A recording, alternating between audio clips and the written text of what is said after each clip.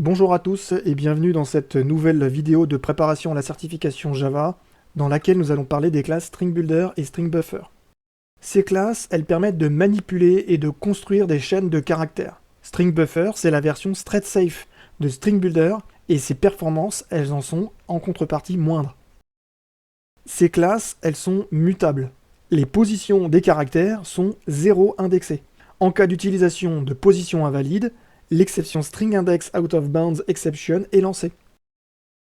La plupart des méthodes de ces classes retournent l'objet string builder ou string buffer et peuvent donc être chaînées. On est sur un pattern builder. Pour tout le reste des méthodes, ça va être du par cœur. Déjà, pour les constructeurs. Pour les constructeurs, on va avoir string builder sans paramètres, string builder avec une capacité par défaut, string builder qui prend en paramètre une chaîne de caractères.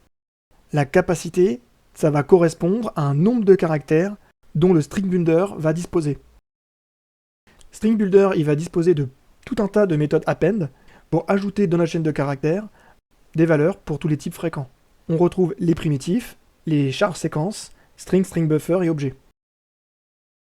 On a aussi les méthodes string-like, la méthode charat pour récupérer un char à une certaine position, les méthodes indexOf, la méthode length pour récupérer la taille de la chaîne qui est construite, ainsi que les méthodes substring, une substring à partir d'une position, ou une substring à partir d'une position jusqu'à une position terminale qui est exclue.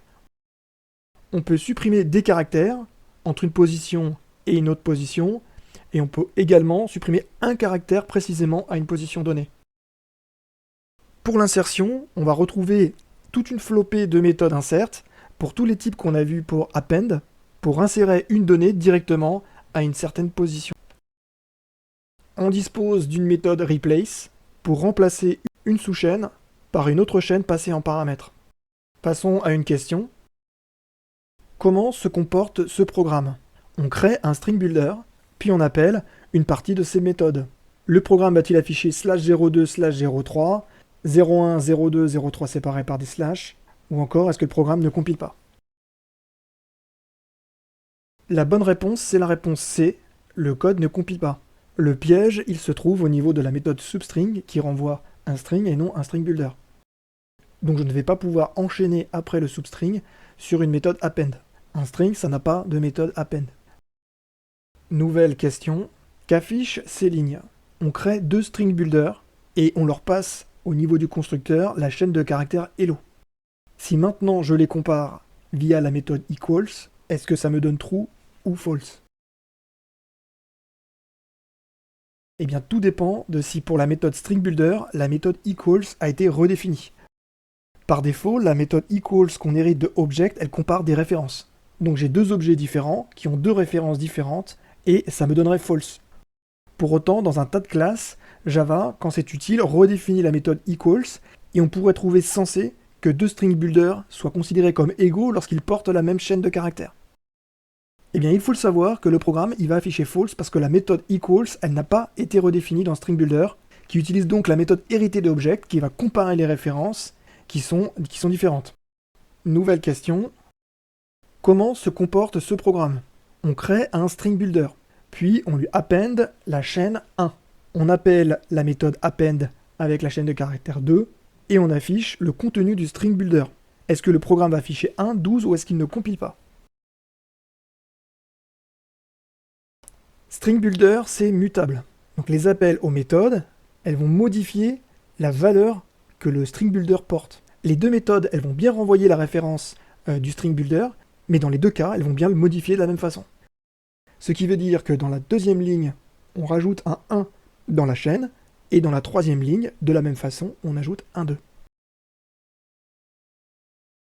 Nouvelle question. Qu'affiche ce programme? Dans cet exemple, on crée un string builder, puis on initialise une variable i à partir de notre string builder en enchaînant un peu brutalement toutes ces méthodes. Je vous laisse relire le code attentivement.